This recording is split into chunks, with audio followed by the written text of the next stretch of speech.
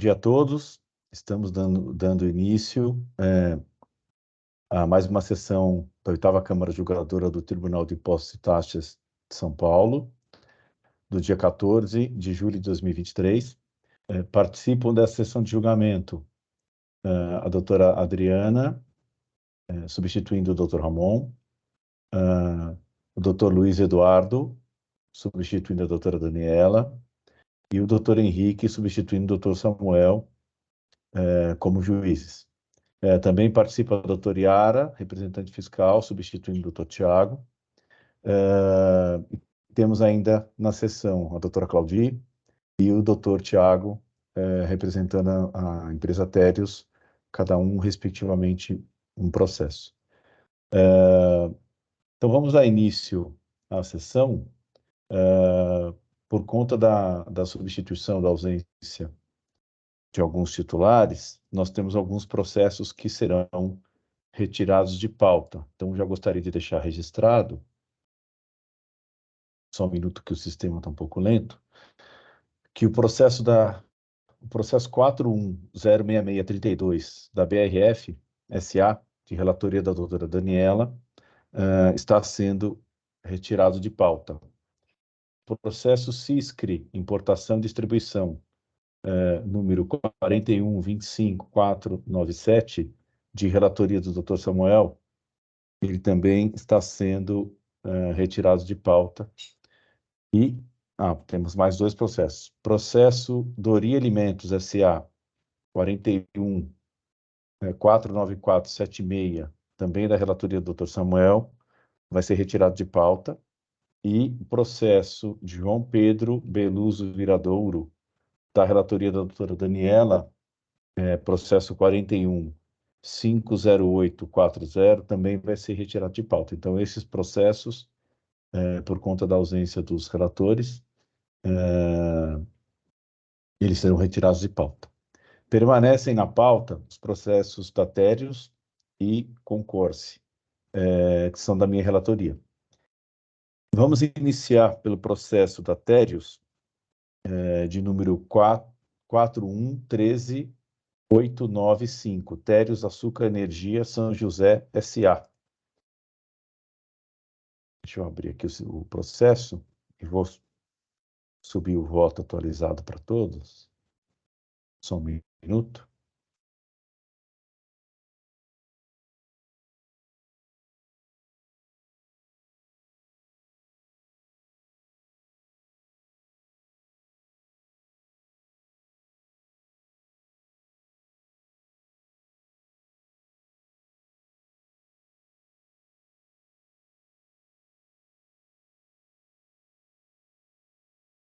Estou fazendo a edição do voto para que todos possam ter acesso à versão mais atualizada.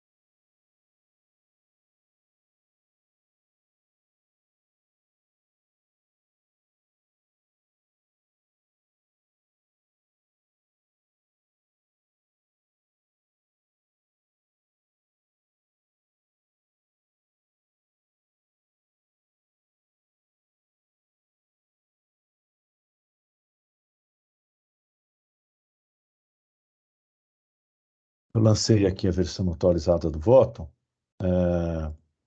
Esse processo, como eu havia mencionado anteriormente, antes do início da sessão, ele já foi pautado no início desse exercício, né, no início desse ano. Esse processo é da doutora Claudia, correto, doutora? Sim, correto. Correto. Então, esse processo já houve sustentação oral, correto, doutora Claudia? Correto, doutor. Em É, fevereiro. fevereiro, início desse ano, exatamente. Porém, como os juízes que estão participando hoje da sessão não estavam naquela sessão, eu vou fazer um breve resumo aqui do relatório, das circunstâncias desse processo, e depois passo, eventualmente, a palavra à doutora Claudice, se ela quiser fazer algum esclarecimento, e depois sigo no meu voto, tá bem? É um levantamento fiscal, né? São 5 acusações. Então, eu vou iniciar pelo relatório ali, lendo as acusações. Então, uh, o contribuinte é acusado de praticar as seguintes infrações: infrações relativas a livros fiscais, contábeis e registros magnéticos. Então, é falta de escrituração de documentos fiscais. Fevereiro, março, abril, maio, julho, setembro, outubro, novembro e dezembro, relativo a operações de entrada de mercadorias tributadas ocorridas nos meses no valor de R$ 154.847,63, sendo que já se encontrava escrituradas as operações do período conforme documentos fiscais, do demonstrativo de documentos fiscais não escriturados. A infração 2 já foi recolhida, correto, doutora? Já correto e extinto na decisão de Extinta primeira já, instância. correto. O item 3, portanto, é falta de pagamento de ICMS no valor de R$ 307.902,86, calculado a alíquota de 18% sobre o montante da diferença apurada por meio de levantamento fiscal no montante de R$ 1.710.571,49, realizados nos termos do artigo 509 do regulamento, no período de janeiro de 2015 a dezembro de 2015, relativo a operações de saídas de mercadorias tributadas, etanol hidratado, conforme demonstrativo de apuração elaborado a partir de notas fiscais eletrônicas de sua emissão, notas fiscais de compra ou devolução, livro de registro de inventário e livro de registro de entrada e saídas, bem como do livro diário de produção. A infração 4 é a infração relativa à documentação fiscal de entrega, remessa, transporte e recebimento para estocagem. Então, a infração seria recebimento durante os meses de janeiro de 2015 a dezembro de 2015 de mercadorias tributadas açúcar sem documentação fiscal no montante de R$ 3.340.682,41, apurado por meio de levantamento fiscal realizado nos termos do artigo 509, conforme demonstrativo de apuração elaborado de notas fiscais eletrônicas. E a quinta acusação é crédito devido de ICMS no montante de R$ 30.192 nos meses de fevereiro de 2015, abril a novembro de 2015, tendo em vista que se referem à entrada de mercadorias destinadas para uso e consumo do estabelecimento, conforme se comprova pelas cópias das dantes e arquivos, né, juntados. Bom, foi apresentada a impugnação tempestivamente, com anexação de provas e laudos, né? Após a manifestação fiscal, a Delegacia Tributária de Julgamento manteve o auto de infração na íntegra, né? Eu cito aqui a ementa, né, da decisão, e depois houve a apresentação de recurso em que a autuada, a hora recorrente, reforça os argumentos trazidos em sua impugnação inicialmente, mas juntou, após a decisão em primeira instância e após o seu recurso, uma série de outros documentos que foram objeto de diligência solicitada pela própria representação. Bom, esse é o resumo do relatório. Doutora Claudi, tem algum esclarecimento, algo que a doutora gostaria de pontuar, para que todos os colegas fiquem na mesma página? Doutor, assim, eu só gostaria de pontuar o laudo da KPMG, que é um laudo extremamente importante para a gente, que faz uma prova em que não houve omissão de receita, que a contribuinte retificou a sua escrita fiscal. O item 1 e o item 4 do auto de infração, ele envolve as duas mesmas notas fiscais. Então, a gente também está pedindo a aplicação de um princípio da absorção. E eu só gostaria de reiterar que o senhor levasse em consideração o laudo da KPMG, por ser uma prova realmente muito importante para a empresa. Entendi. Veja, de novo, né, a sustentação oral já foi feita, né? Algum colega tem alguma dúvida, quer fazer algum questionamento, algum apontamento? Também, após a leitura do meu voto, eu deixo à disposição, deixo aberto, né, para qualquer um, se quiser fazer algum comentário, tirar alguma dúvida. Mas, se não houver nenhuma dúvida, eu vou seguir na leitura do voto. Alguém gostaria de fazer algum apontamento, algum questionamento no momento? Não. Nesse momento não, doutor Faisal. Tá bem. Então, eu vou seguir. Vou seguir aqui no voto, a partir do item 9. As acusações fiscais do item 3 e 4 decorrem de levantamento fiscal realizado pelo ilustre FR, autuante, conforme no artigo 509 do regulamento. Eu cito aqui o artigo 509, né?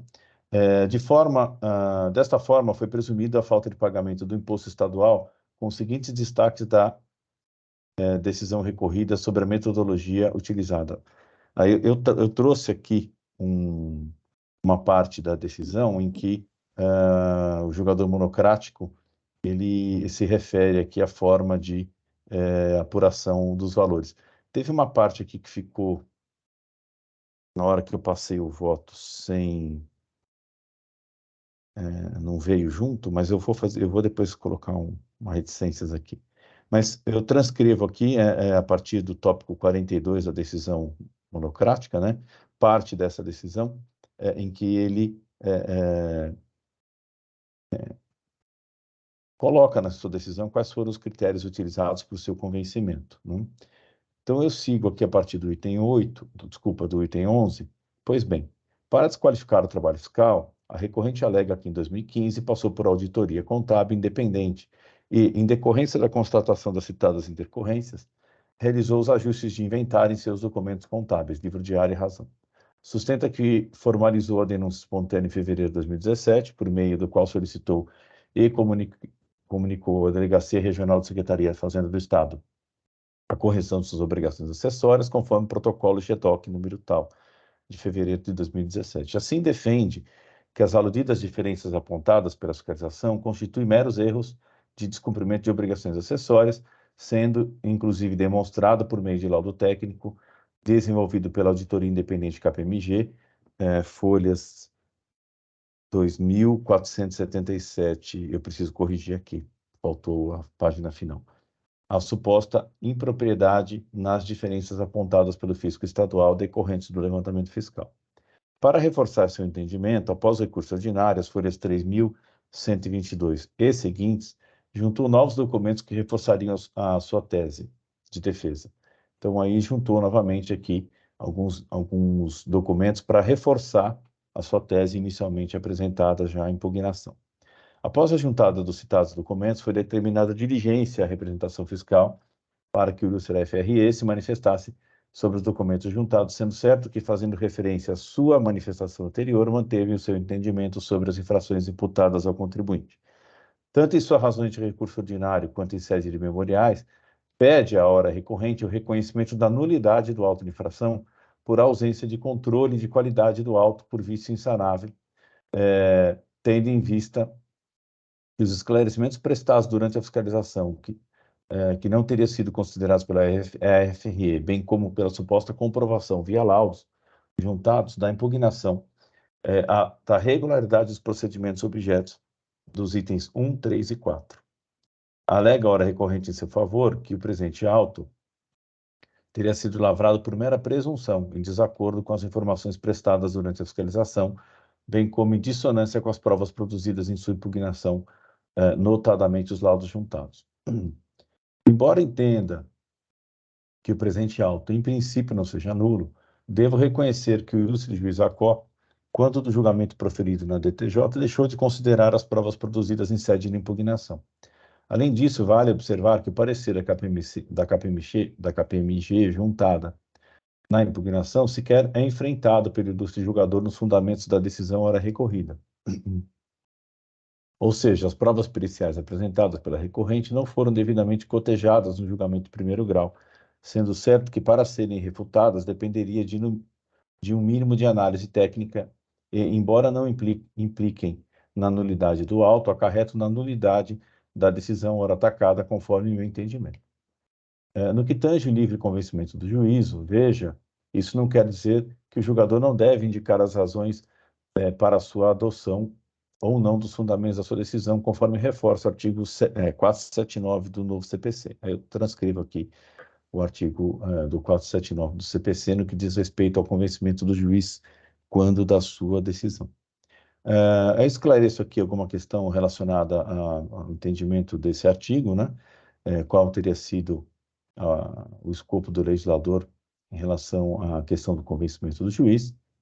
E sigo aqui no 23. Assim, em que pese a prerrogativa reconhecida ao tribunal, que aprecie toda a matéria devolvida ao seu conhecimento, o fato é que, no presente momento, não é autorizado o imediato enfrentamento do mérito da lide, pois não restou assegurado ao recorrente o devido processo legal e existe a possibilidade de supressão das irregularidades detectadas na tramitação do feito, com o seu retorno à origem. Caso este julgador prossiga, na análise destas questões, haverá um cerceamento do direito ao duplo grau de jurisdição administrativa, razão pela qual serão feridos todos os princípios garantidores do devido processo legal.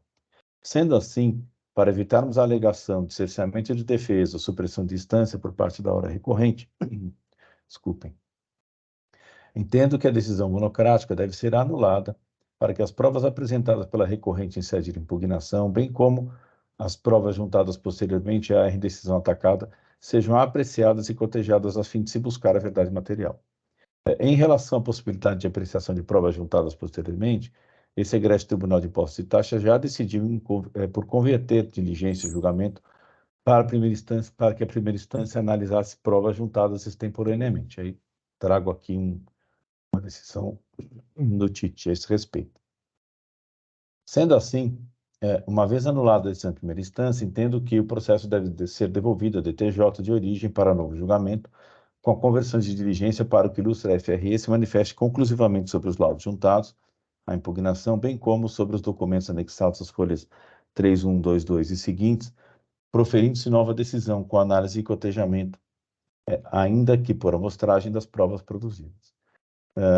Sigo agora no dispositivo. Diante do exposto, conheço o recurso ordinário apresentado e dou-lhe provimento para anular a decisão atacada pelos fundamentos acima, uma vez que entendo imperativo que seja determinado o retorno do feito à DTJ de origem, para que seja proferido novo julgamento.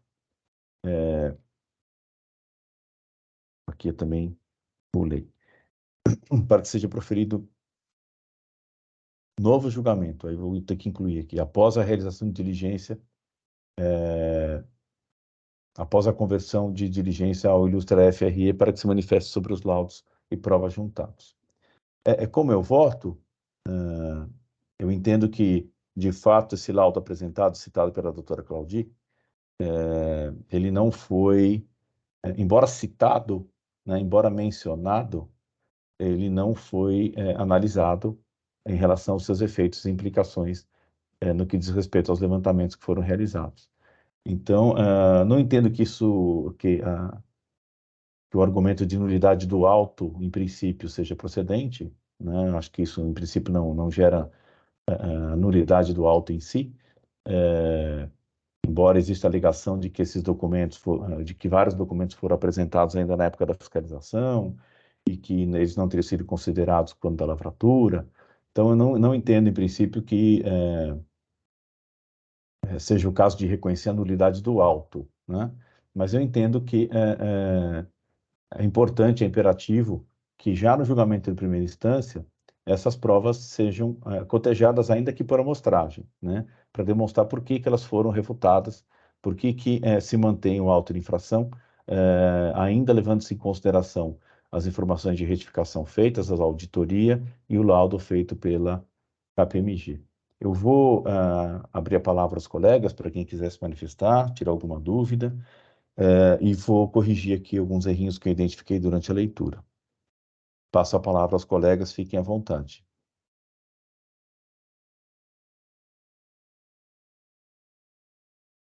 Doutora Adriana, doutor Henrique, tem algum comentário a fazer? Fiquem à vontade enquanto eu vou mexer aqui no voto, por favor. Quem tem algum comentário? Não tenho. Eu acho correto quando eu observo que pode gerar alguma, né, alegação de que o processo não está totalmente regular, vamos dizer assim. Acho importante a gente retornar, corrige essa situação e depois se caminha, né? Apesar de eu não ter visto nenhuma, e realmente, assim, pode ser que isso não provoque nenhuma mudança, né? Correto. Dentro do auto, mas... Pode ser que ele mantenha tudo. Correto, doutor. Avaliou que tem alguma alegação de que o processo não seguiu o devido processo legal, não deu para defesa, eu acho correto retornar. Acho que me fugiu a palavra, mas assim, uma precaução. Acho correto, doutor Faisal, concordo com o teu voto. Obrigado. Doutor Faisal, eu parabenizo o senhor pelo voto. Eu tenho alguns comentários, se o senhor não... Pois não. Um esclarecimento, se o senhor não se incomodar. Sem O dúvida. senhor faz referência ao laudo da KPMG de página 3122, correto? Correto. A decisão de primeira instância da unidade de julgamento é folha 3049. Sim, deixa eu abrir. Eu não estou com a folha aqui agora, mas eu posso abrir, sem problema. Vamos lá.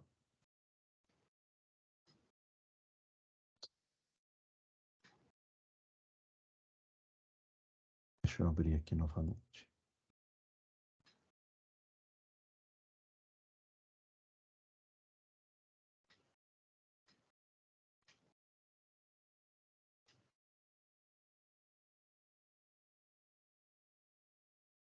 Só um segundo, eu vou voltar aqui para a página do processo. Eu estava no voto aqui e estou voltando. Mas pois não, pode continuar. O meu ponto é que eu tenho alguma dúvida sobre o cabimento da alegação de supressão de instância pela não análise do laudo da KPMG. O próprio laudo da KPMG foi incluído no processo após a decisão de primeira instância. Nada impede que ele seja analisado aqui em sede do tribunal, mas me parece que não é cerceamento de defesa se o próprio defendente protocolou o laudo depois da primeira instância, não? Mas veja, vamos lá, são duas coisas. Primeiro, já em defesa, eu estou agora aqui tentando abrir o processo, a doutora Claudice, se puder me ajudar, já em sede de impugnação, já houve juntada de laudo, e depois houve um reforço em sede de recurso. Correto, doutora Claudinha? Enquanto eu vou procurando aqui. Correto, doutor. Eu também estou com dificuldade de acessar aqui o IPAT, tá? Confesso para o senhor, meu acesso está negado. Tá, mas viu, doutor Luiz Eduardo, o que eu estou me referindo é a documentação juntada em impugnação, não estou me referindo à documentação juntada após o julgamento, não. Embora, já que vai voltar, eu peço que considerem também o que foi juntado posteriormente. Mas já, eu também não estou conseguindo abrir o processo aqui para achar o que foi juntado, mas estou tentando voltar aqui nele. Mas em sede de impugnação já houve juntada de provas e laudo, né? Sem dúvida. E esse laudo é citado na decisão, ele é mencionado, mas, ao meu ver, ele não foi cotejado e não se explicou o motivo pelo qual ele não estaria correto. Então, o meu ponto é esse. O meu ponto, na verdade, eu não estou anulando a decisão por conta da documentação juntada a posteriori, porque, de fato, eu poderia simplesmente analisá-la, né, nessa instância, sem dúvida nenhuma. Não, eu estou anulando a decisão porque eu entendo que a decisão de primeira instância não analisou as provas juntadas na impugnação. Esse é o ponto. E já que volta, eu peço também que analise a documentação juntada a posteriori, porque ela vem em reforço. Ela é uma documentação que reforça os argumentos tendo em vista a decisão proferida. É nesse sentido, entendeu? Mas eu queria achar aqui as páginas. Estou tentando ver se eu consigo abrir. Está bem lento. Eu não consigo, ó. Tá, eu vou tentar achar. Eu consegui abrir aqui agora a página principal. Deixa eu verificar se eu localizo aqui.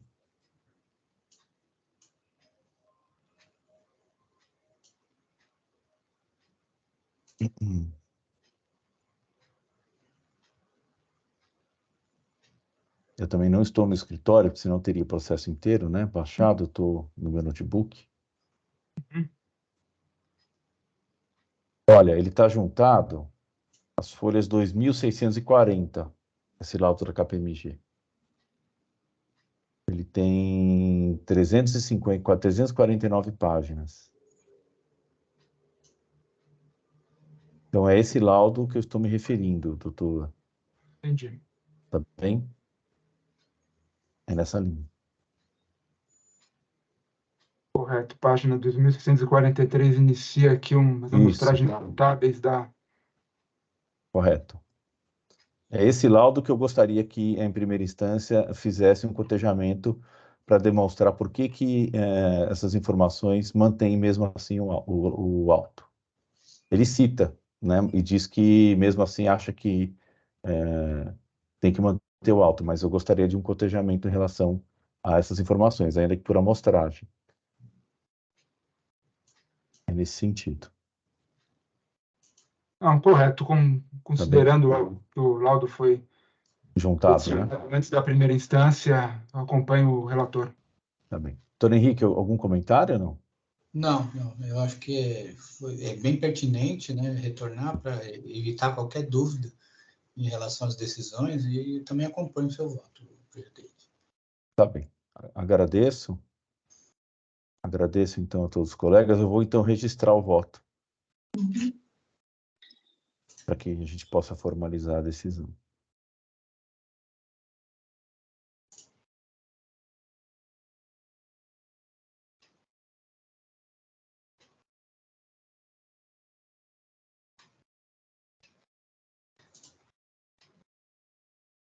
Vamos lá, vamos ver.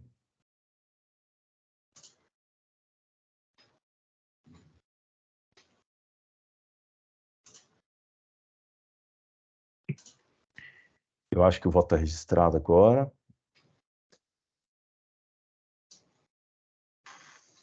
Vou encerrar os debates e vou verificar quórum.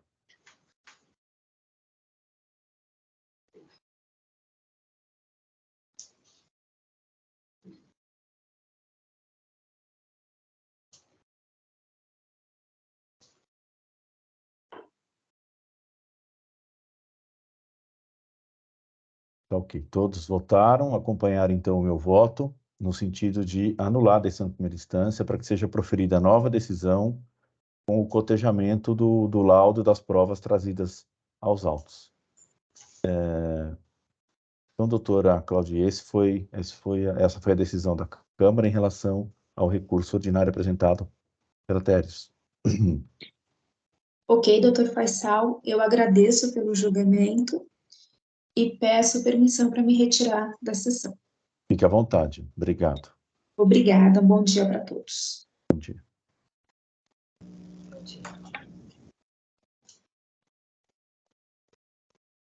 Doutor Faisal, ainda está aguardando a finalização da verificação de laudo? Não está aparecendo aqui para mim a telinha. Deixa eu verificar aqui, só um minuto. Eu abri de novo a votação, tive que abrir de novo a votação, porque não estava aparecendo a telinha para encerrar. Então peço que confirme novamente, por favor.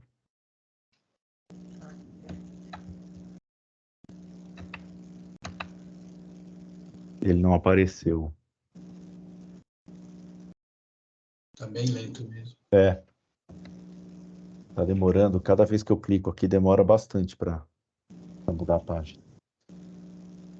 Não consegui.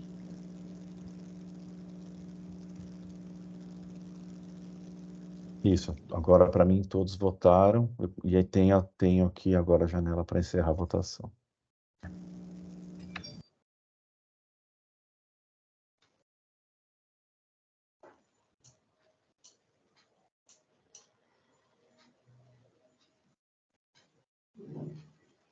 Ok, acho que agora vai.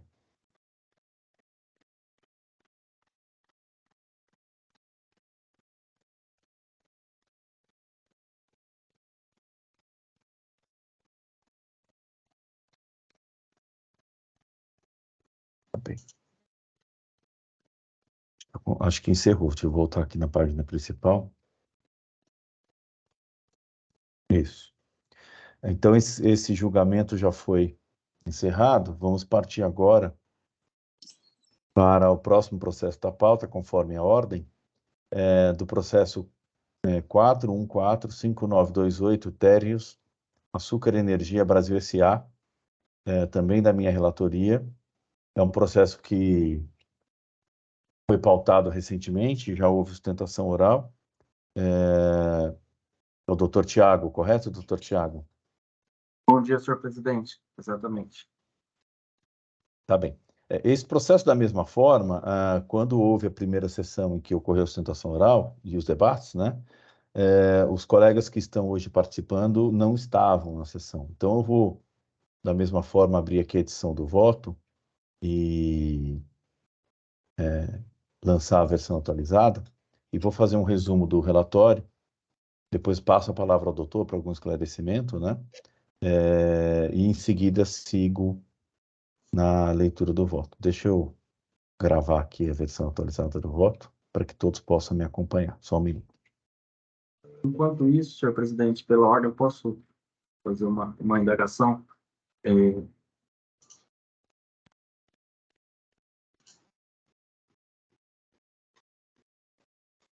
Desculpa, para mim travou o senhor.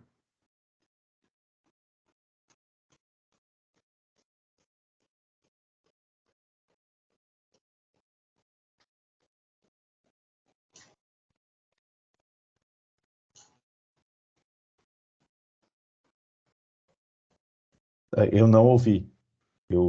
Travou para mim tudo aqui. Exato, para mim travou o seu vídeo. Desculpa, senhor presidente, eu gostaria de fazer uma indagação. Se eu puder fazer uma colocação, esse processo, ele possui alguns itens em comum com o anterior, umas questões de levantamento fiscal, e alguns pedidos também. Além disso, há outros itens de outros temas, mas a minha colocação é que, se o senhor entender pertinente, eu faço um pedido nesse sentido, é que, havendo um encaminhamento de voto no mesmo sentido, porque nós também temos pedidos de nulidade da decisão. No nosso caso, há uma situação até mais grave, que tem laudos que sequer foram citados. Então, havendo um encaminhamento de nulidade, eu dispensaria, enfim, a exposição, a sustentação oral em relação aos demais itens. Mas, se o senhor entender que devo apresentar todos, eu farei. De fato, doutor Tiago, esse processo, ele tem itens em comum com o processo anterior, né? Tem levantamento fiscal de etanol de açúcar, né? Assim como o processo anterior, mas ele é muito mais complexo, ele possui outras acusações, né? Ele é bem mais extenso, né? Em termos de volume de página, produção de provas, inclusive a alegação aí de cerceamento de defesa por conta dos prazos exíguos para apresentação das provas e tudo mais, né? Eu já antecipo, doutor Tiago, estou atualizando o sistema aqui, que havia caído, né? Estou atualizando o sistema com o voto, que o meu voto vai ser no sentido de anular a decisão de primeira instância para ele voltar para ser analisado. Eu entendo que esse caso aqui, de fato, é ainda mais grave do que o anterior, né? O outro, houve uma citação, só que, ao meu ver, não houve cotejamento. Aqui, de fato, algumas provas sequer foram citadas na decisão anterior. Então, eu entendo que o processo tem que retornar. Mas deixa eu fazer a leitura aqui do lançamento no sistema leitura do voto e a gente já retorna a esse ponto.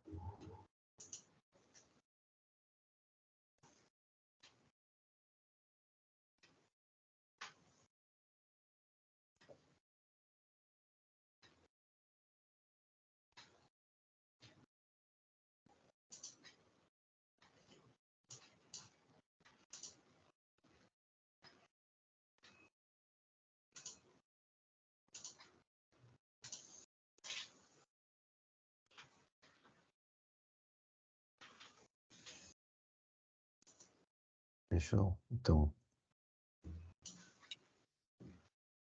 Eu lancei o voto, peço a todos que verifiquem se conseguem acessar. Então, como eu mencionei, eu vou fazer mais ou menos como eu fiz no processo anterior, eu vou fazer uma leitura rápida da acusação, do resumo do relatório. Neste caso aqui,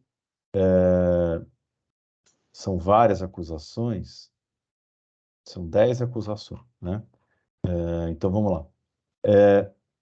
Primeira acusação é falta de pagamento do ICMS no valor de R$ 10.518.145,35, relativo aos anos de 2018 e 2019, decorrente de operações de saída de mercadorias tributadas, cometidas ao fisco e apuradas por meio de levantamento fiscal, conforme anexo 5. A segunda acusação é deixar de pagar ICMS no valor de R$ 584.977,36 nos anos de 2018 a 2020, relativo à interrupção do diferimento previsto no artigo 345, parágrafo 3º, combinado com o artigo 428, inciso 2 e 431 do Regulamento do ICMS. O contribuinte possui regime especial, conforme processo número tal, que contempla o diferimento previsto no parágrafo 3º do artigo 345. Item 3, crédito indevido de ICMS no montante de 100.470. Eu confesso que eu não me lembro agora, doutor, mas houve algum item aqui também que já está reconhecido, né? Exato. Tá bem, mas eu agora não estou me lembrando de cabeça, depois no voto. São os itens, o item 10, acho que é só o item 10. 10, né? Tá bem. Crédito indevido no período de janeiro de 2018 a dezembro de 2020, nas datas e valores especificados no anexo 6. O item 4, crédito indevido de ICMS no valor de R$ 845.460,42, no período de janeiro de 2018 a dezembro de 2020, conforme anexo 6 também. Item 5, falta de estorno de crédito de ICMS no montante de R$ 1.934.826,54, nos anos de 2018 a 2020, nas datas e valores indicados no anexo 7. O item 6, crédito indevido de valores a título de ICMS no montante de R$ 5.437,23, nos meses de junho de 2018 e 2019, ainda datas e valores especificados no anexo 8. Item 7 é crédito indevido extemporâneo de valores a título de ressarcimento de ICMS-ST, lançado em conta gráfica GIA, sem amparo da legislação do ICMS, no montante de R$ 1.126.639,78, anexo 11. O item 8, crédito indevido extemporâneo de valores a título de ICMS, no montante de R$ 8.124.995,01, nos meses de novembro e dezembro de 2018, fevereiro, março, dezembro de 2019 e outubro de 2020, conforme anexo 12. Item 9 é recebimento no período de janeiro a dezembro de 2020 de mercadoria sem documento fiscal no montante de R$ 1.170.164,76 em operações de entradas omitidas, sendo que os valores foram apurados por meio de levantamento fiscal quantitativo, nos termos do anexo 5.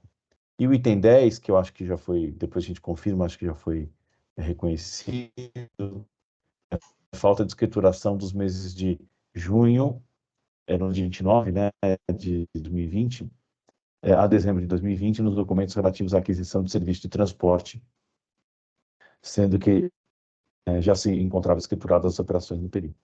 Então, de forma bastante resumida, né, a impugnação dentro do prazo, com a juntada de documentos, depois houve apresentação, manifestação por parte do fiscal autuante, proferida a decisão em primeira instância, em que eu trago aqui a ementa da decisão. Houve apresentação de recurso ordinário, em que a autuada reforça os argumentos já trazidos em sua impugnação, com destaque aqui de que há aqui uma preliminar, alegando que a decisão seria nula, pois não teria enfrentado os argumentos ofertados nos laudos da KPMG, da Price e parecer da Porto Reis, Price Coopers e parecer da Porto e Reis. Tem aqui outros argumentos de mérito, né? E aí, então, o processo veio para uma primeira sessão em que aconteceu a sustentação oral e agora retorna para julgamento. Como eu já antecipei, doutor Tiago, eu vou me posicionar pela anulação da decisão de primeira instância, que eu entendo aqui que os vícios são ainda mais graves do que no processo anterior. Mas se o doutor quiser fazer algum comentário, fica à sua disposição. Claro. Bom, aproveito para renovar os cumprimentos à Vossa Senhoria e também aos demais jogadores, doutora Adriana, doutor Henrique, doutor Luiz e a membro da representação fiscal, doutora Yara. Diante desse encaminhamento, considerando a similitude com o caso anterior, eu dispenso, então, a sustentação oral, a exposição detalhada, apenas reforçando que, nesse caso, nos parece ainda mais grave um vício cometido pela decisão de primeira instância, com todo respeito, porque, a despeito de ter citado o laudo da KPMG e um outro da Price, da PwC, não analisou profundamente as provas de forma efetiva. E há um terceiro laudo da Porto e Reis que sequer foi mencionado, sequer foi considerado na decisão de primeira instância. Então, eu limito aqui essa breve exposição em respeito a essa nova composição e fico à disposição para esclarecimento, se necessário, agradecendo desde então. Obrigado, doutor Tiago. Se todos estiverem de acordo e ninguém quiser fazer nenhum tipo de comentário, apontamento, eu vou seguir na leitura do voto, depois eu abro a palavra para quem quiser se manifestar.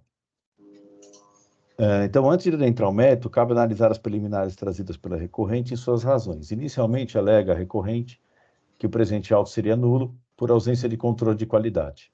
Na sequência, alega nulidade da decisão atacada, proferida pelo juiz Acó, por falta de enfrentamento das provas em sua impugnação. Ou seja, alega a hora recorrente que a decisão recorrida seria nula, pois não teria enfrentado os argumentos oferecidos nos laudos técnicos que juntou à sua defesa, notadamente os laudos da KPMG, PricewaterhouseCoopers e Porto e Reis, que foram juntados para fazer prova da regularidade dos procedimentos que geraram o presente auto. Inclusive, em sede de memoriais, eu cito as folhas aqui, bem como na petição de folhas 76803 e seguintes, e na sustentação oral, reforçou seu entendimento de que a decisão ora atacada seria nula, por não ter o juiz Acó enfrentado todos os argumentos e provas produzidas visando demonstrar a improcedência das acusações, bem como pela não conversão em diligência para a verificação dos mesmos. Em relação da alegação de nulidade, entendo que a mesma nulidade do auto, entendo que a mesma não procede, mas concordo com a alegação de nulidade da decisão monocrática por falta de enfrentamento das provas. Quanto ao parecer da Price, referente aos itens 3 e 4, devido à glosa de crédito de CMS sobre produtos utilizados no processo produtivo, itens 6 e 8, e devido à glosa de créditos de CMS utilizados no processo produtivo da agroindústria, do auto, foi apresentado laudo sobre as fases de processo produtivo agrícola e industrial para demonstrar que os materiais intermediários adquiridos foram de fato empregados nessas etapas. Para refutar o laudo, o ilustre julgador alega. Aí eu trouxe aqui um trecho bem curto, em que de fato esse laudo apenas é citado, né? Já da KPMG, refuta os itens 1 e 9 do auto, que tratam de infrações apuradas a partir do levantamento fiscal realizado com fundamento no artigo 509, conforme segue. Item 1 é falta de pagamento de ICMS, de operações e saídas. Item 9 é recebimento de mercadoria sem documentação fiscal. Sigo no tópico 15. Constata-se que o ilustre julgador somente resume a argumentação da recorrente sem se aprofundar nas questões técnicas do laudo apresentado. Por fim, a recorrente apresentou parecer da Porto e Reis para comprovar, em relação ao item 5 do auto, que o óleo diesel adquirido foi todo utilizado no processo produtivo da empresa, sendo indevida, portanto, a glosa do crédito de CM, a qual sequer é enfrentado pelo ilustre julgador nos fundamentos da sua decisão era recorrida, como citou o doutor Tiago, né? Ou seja, as provas periciais apresentadas não foram devidamente cotejadas no julgamento de primeiro grau, sendo certo que, para serem refutadas, dependeria de um mínimo de análise técnica, ainda que por amostragem com a conversão em diligência para esclarecimentos necessários, inclusive considerando a complexidade e o volume das acusações. De fato, sem que as provas apresentadas sejam analisadas e cotejadas, ainda que por amostragem, não fica resguardado o direito à ampla defesa e contraditório assegurados ao contribuinte, ainda que no processo administrativo. No que tange ao livre convencimento do juiz, aí eu, da mesma forma que o processo anterior, eu trago aqui um trecho do Código de Processo Civil e falo sobre a questão do convencimento. Segundo o tópico 21, caso este julgador prossiga na análise das questões, haverá um cerceamento do direito ao duplo grau de jurisdição administrativa, razão pela qual seriam feridos todos os princípios garantidores do devido processo legal. Sendo assim, para evitarmos a alegação de cerceamento de defesa ou supressão de instância por parte da recorrente, entendo que a decisão monocrática deve ser anulada, retornando o processo para a manifestação do fiscal em relação aos laudos produzidos e juntados aos autos, bem como para que seja proferida nova decisão de mérito, com análise das provas trazidas aos autos pelo contribuinte.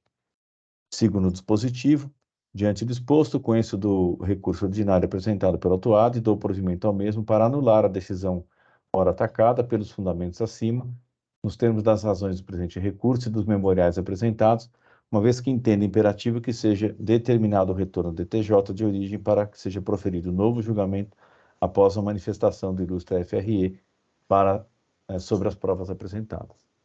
Como voto, colegas, e eu novamente abro a palavra para quem quiser fazer uso da mesma, para esclarecer qualquer dúvida, fico à disposição de todos. Doutora Adriana, doutor Luiz Eduardo, doutor Henrique e doutor Yara também, por favor, fiquem à vontade.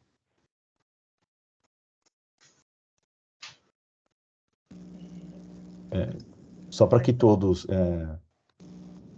entendam, neste caso aqui, o volume de acusações é maior do que o processo anterior, né? O outro, nós tínhamos lá levantamento fiscal em relação a álcool e açúcar, e uma questão lá de bens intermediários, mas as acusações são menores, né? Aqui o volume de prova produzida é muito maior, e são mais acusações, e de fato há uma omissão, inclusive, em relação a um dos laudos que sequer é mencionado na decisão de primeira instância. Então, me parece que o vício é ainda até mais grave. Tá? Mas, de novo, eu deixo todos à vontade para qualquer esclarecimento. Presidente, até mantendo a coerência da nossa decisão anterior, né? Eu também acompanho o presidente. Obrigado.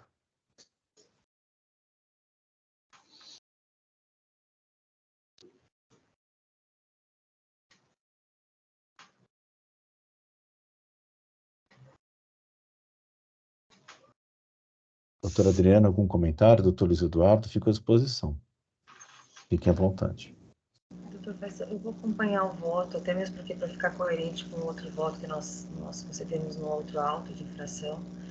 Eu entendo que, a partir do momento que houve alguma alegação de algum procedimento que não esteja absolutamente correto, vamos dizer, melhor voltar à fase, efetue novamente, depois retorne. Eu sou dessa opinião também, então eu concordo, para a gente evitar também que futuramente, né, tenha essa alegação, e então é melhor assim regularizar isso na fase administrativa. Ainda que seja mantida a decisão, né? A decisão pode até ser mantida, mas precisa ver o cotejamento. Então, assim, retorna, refaz, mesmo que, né, eu concordo também. Mesmo porque, assim, a gente não está aqui, né, na linha, como o doutor já comentou no outro auto de infração, né, estamos, assim, visualizando a questão da anulação do auto de infração, e sim retornar uma fase inicial, anterior, para poder evitar futuras alegações de cerceamento de defesa e supressão de instância. Correto. Não é anulação do auto mesmo, é anulação da decisão. Quer fazer algum comentário? Eu tenho dessa opinião também, doutor Faisal. Obrigado. Analisando aqui a decisão de primeira instância, são citadas as 3 empresas trazidas aqui, que apresentaram laudos que são alegados que não foram rebatidos pela decisão de primeira instância, a KPMG, a Porto Reis e a PwC. Mas se o doutor Faisal considerou que não foi devidamente analisado na primeira instância, não tem outra alternativa senão devolver e pedir para nova manifestação, novo julgamento. Acompanho o relator. Obrigado, doutor Luiz. Doutor Yara, algum comentário? Não, a nossa defesa, a gente já entendeu que tem o livre convencimento do juiz, né, e que ele não precisa se manifestar de todas as provas, ele entendeu que era para manter, mas o entendimento do juiz também não tem muito o que fazer nesse momento, né? A representação fiscal, na própria contra-razões, falou, entende que não há nulidade, que tem o juiz não é obrigado a responder, né, manifestar sobre todas, a partir do momento que ele já tem o seu convencimento. Eu somente reitero o que já consta da nossa contra-razões. Manifestação. Tá bem. Tá ótimo. Bom, então, se todos estiverem de acordo, eu vou encerrar os debates. Já registrei o voto e vou verificar quórum, então.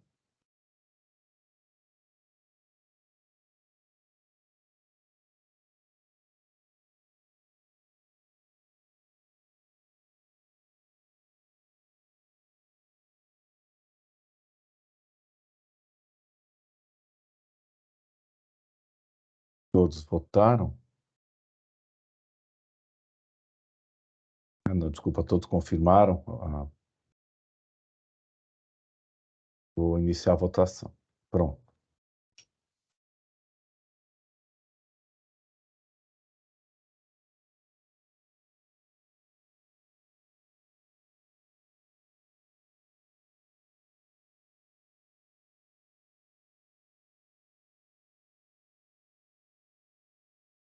Correto, todos votaram.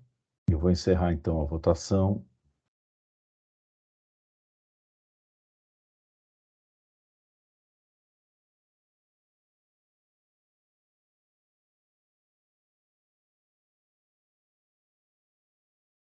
E vou encerrar o julgamento.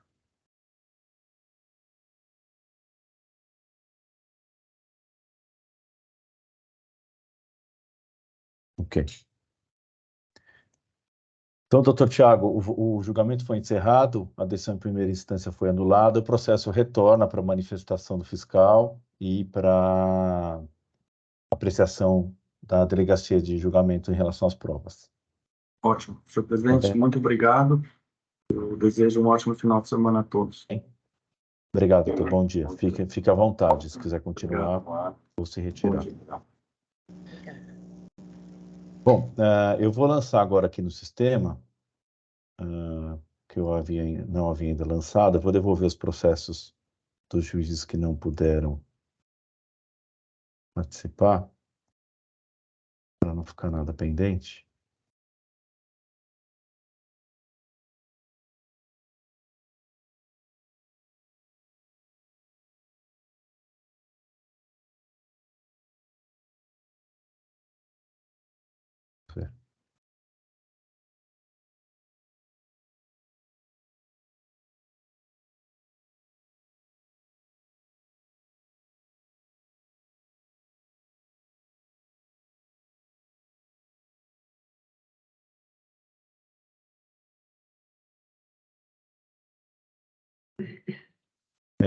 Bom, eu vou verificar isso aqui na sequência, porque está pedindo alguns procedimentos extras aqui para mim. Como eu havia mencionado, eu tenho mais um processo ainda da minha relatoria na pauta, mas que eu não trouxe voto e eu iria ouvir a sustentação oral. Mas, se eu não me engano, Oswaldo, não tem mais nenhum patrono, correto? Então, não houve comparecimento em relação ao processo da Concurso e Telecomunicações Brasil Limitada, processo 4138203. Então, é um processo que eu vou devolver, porque não houve, então, a presença do patrono para sustentação oral. Deixa eu só, então, tomar aqui as providências. Correto, o Oswaldo está me explicando que não houve inscrição. Eu vou então gravar aqui.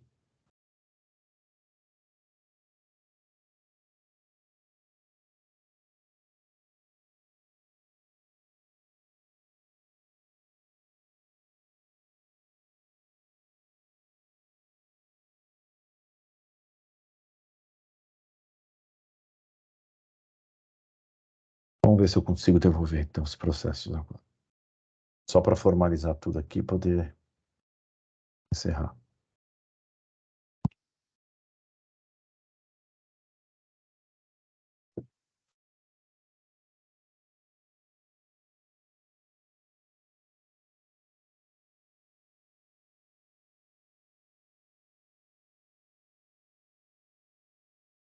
Tá, consegui. Vamos ver agora da Daniela.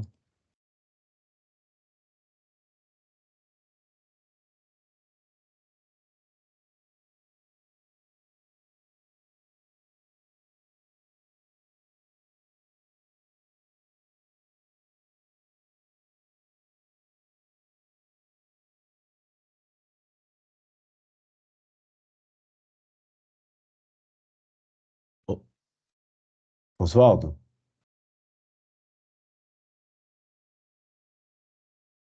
Pois não, presidente.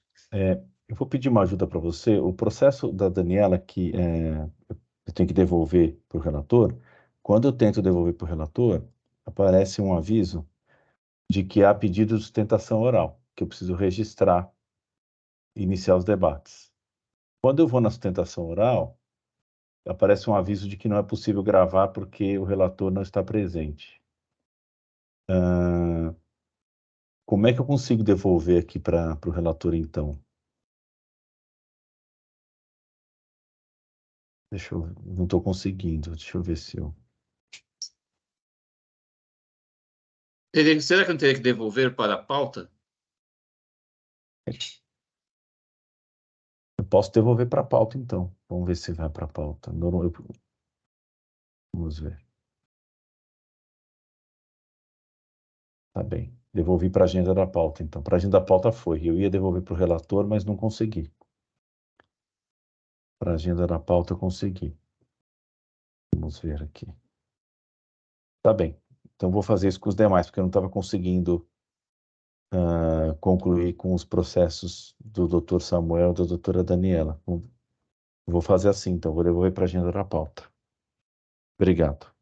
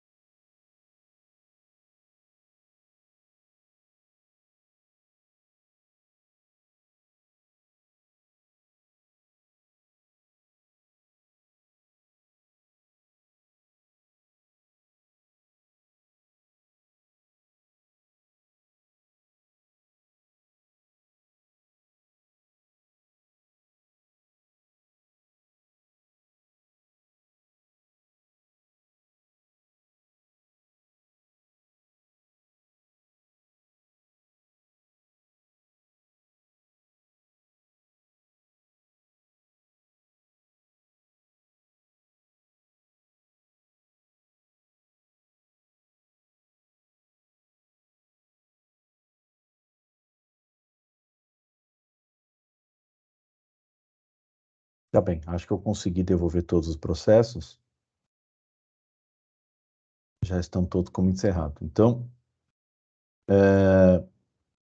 eu dou por encerrada a sessão de julgamento da 8ª Câmara Julgadora do Tribunal de Impostos e Taxas do dia 14 de julho de 2023. Agradeço a todos pela paciência, pela participação e até uma próxima oportunidade. Oswaldo, você encerra a gravação, por favor?